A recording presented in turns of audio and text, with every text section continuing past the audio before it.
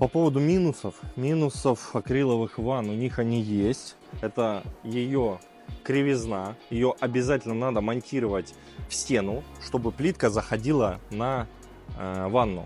Потому что у нее, видите, какой скос и какие радиусы. Вот. Это примыкание не будет красивым и надежным. Потому что там сантиметр силикона будет, получится полная ерунда. Вот. Плюсом еще нюансы, их надо дорабатывать, потому что вот этот край отливки может быть кривой. Мы его подшлифовываем, делаем по уровню, чтобы сюда чистый рез плитки подходил и было вот так вот.